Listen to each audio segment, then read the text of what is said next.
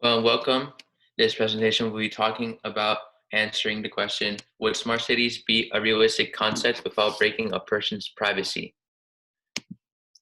So the context of the issue, the concept of smart city heavily revolves around the implementation of IoT technologies, Internet of Things technologies, to collect the personal data of the people who live, work, commute, or generally are within the city to provide adaptability in its function and services regarding efficiency and personalization. And so in more context, IoT technologies involve technologies that are connected to the internet that are used to collect or personalize an experience with individuals. So my first point would be that there will be no sense of privacy regarding transportation. Smart cities depend on technologies that are part or use the IoT. They will have various forms to collect that help, and it will constantly find information about individuals, such as travel patterns and similar stuff to that. And based on modern laws that are currently in effect today, um, they could be able to collect and hold personal information regarding the transportation within the city. Uh, the, the following evidence comes from Adele S. McAfee, he's a Winnie professor, and he's also the director of industrial research at the University of Louisville, at C School of Engineering. Sorry. Weekly, these data. So this piece of evidence will be talking about the law that is in place that will allow for a smart city or for a service provider to collect transportation data from individuals weekly, and I quote, the operates in a smart city who provides transportation or the integration of transportation controls access to the data absent a judicial order to produce it to third parties, including the government. Another quote that is quite interesting to me is that the victim target's privacy is heavily compromised, and that access to vehicle systems provide the offender with near complete information on where, when, and for how long the target is.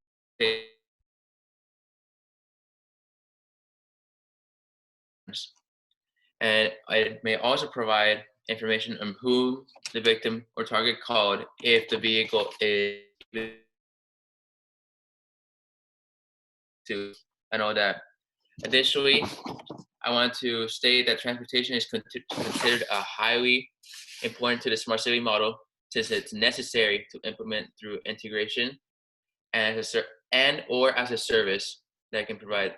The reason behind this is that, again, as I said, transportation provides like a great insight into what a person does, since it's a very private. Usually, transportation provides a private environment. Another point that I want to make is that there will be no privacy regarding residents. The smart city model shares that it's very integral to have a connected residence with heavy involvement in the Internet of Things. So it can be smart speakers, smart watches, smart fridges, anything. Not to forget, the IoT will also consist of third-party companies, services, and platforms where they collect the data by their own. So residential life is considered highly important. Let me just move this quickly. In the smart city model, since it is where the individuals live, how a person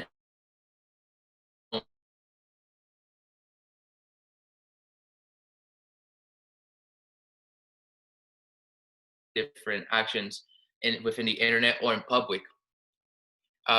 This unique opportunity where a person lets their guard down provides a great opportunity for data collectors to have a more accurate representation through data of that person, so they could have more accurate ads, or they could collect more accurate data to develop the city. And even though example, and I want to state quickly that these two pieces of evidence come from the stimuli that were provided from Mr. Beard. The information collected, and I just want to state that the information from individuals is not only just collected from smart cities, but it can also be collected from different companies or governments, because the IoT consists of it isn't a homogeneous system, as I noted here in the slide.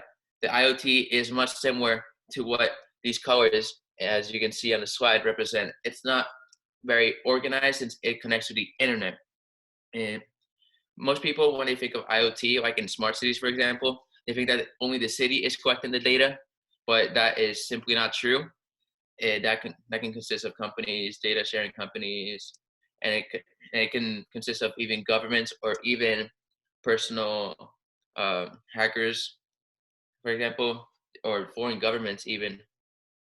Uh, as Hui stated, enough examples of security and privacy violation have demonstrated the vulnerability of the existing internet, which the IoT is connected to.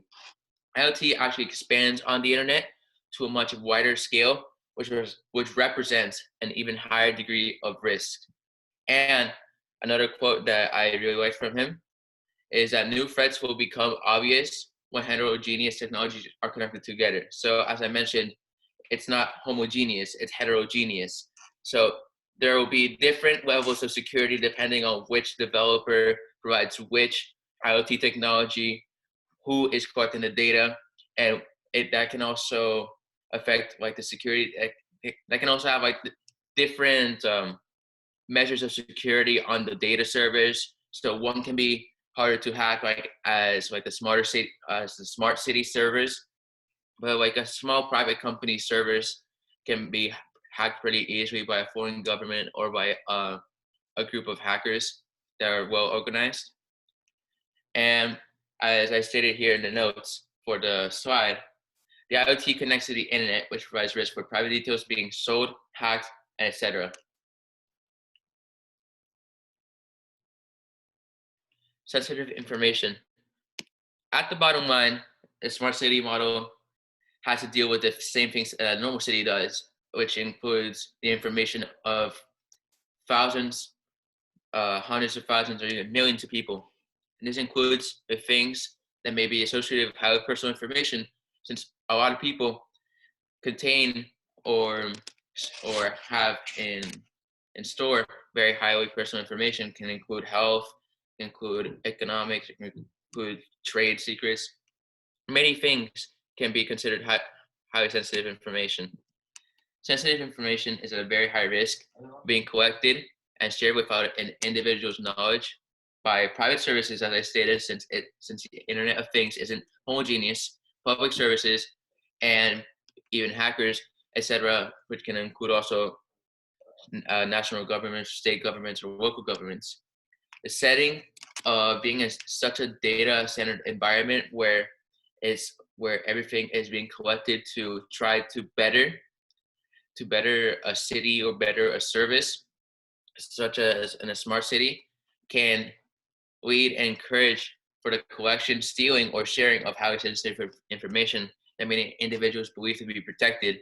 Since even though many services, companies, cities will state that their data is safe, remember that the world is still pretty corrupt as it is. At a personal level, people can transfer information without even the corporation knowing.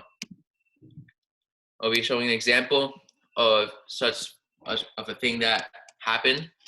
A data sharing scheme in the UK NHS, the National Health Service in the country, came under attack when it showed that medical records were kept by general practitioners, right?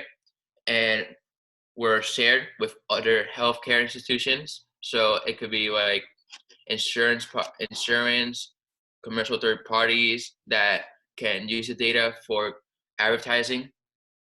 This data was found, personal data regarding health was shared with third companies without customers knowing or without anybody knowing until it was brought up to the light and shined. And as you can see, this private information that was meant to be maintained private was being shared by a public service, not a private service, and to individuals and commercial third parties. if it's being shared by a public service that usually promises, how do I say, privacy, information privacy, it can be much easier for a private service to share that data also. Since most private services, they write their terms of services, and many people don't even read the terms of services. Terms of services can have a lot of loopholes to that. And sensitive information that is meant to be contained, private, contains extreme specifics of data in an individual. And many opportunists, which can include opportunist corporations, services, individuals, or even city governments, can buy and sell to meet their interests, even if much of this data is personal. In a digital world, personal data is treated as a market. Many people may say that they will respect privacy, but in the bottom line, how many companies and public services work with personal data, they need that personal data to function. In conclusion, the smart city model by itself mainly revolves around the idea of the need of being fed with constant amounts of information. Because without any constant amount of information, the city cannot develop. That is the main reason the city is even a smart city, because it uses information to develop. And there's also, this information can be collected by both the city and third parties. If that aspect is removed from the model, the smart city would not exist or work, as I stated. It's integral. So if it's integral, this requires collecting even minuscule amounts of personal and impersonal data to adapt, advertise, or personalize services or different or other I forgot the word, other services to the greater population, and even visitor, which can include visitors and other individuals who work there also. But this will come with the risk of allowing personal privacy to be breached, because when a smart city collects data, if they develop far enough, they need to go into more and more specifics to like better even with the smaller issues or the more personal issues. Knowing this, smart cities and similar communities would not be a sensible idea, because it needs to have that information collecting technology, even if it risks the personal privacy of an individual. Now here's some works cited that I included for this presentation. Any questions? I do have two questions for you. First up,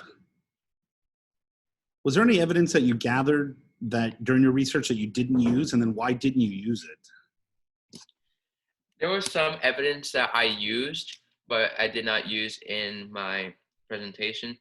I included evidence from a research team group from Spain and Italy in my paper, but I did not include here because it went to the very specifics of how a smart city works that I could have used to explain evidence, because I use it more as a form to evaluate the evidence beforehand or to support my thinking or reasoning. All right, and if you had advice for anyone that did a presentation like this or on this topic in the future, what advice would you have for them? Advice I would give them, just do some research on the concept of smart cities, because it can, depending on like who creates a smart city, it can be very different. So for example, I recommend looking for the overall idea of a smart city, because that's where most smart cities will follow that idea. And also just to collect evidence that is very supportive. All right.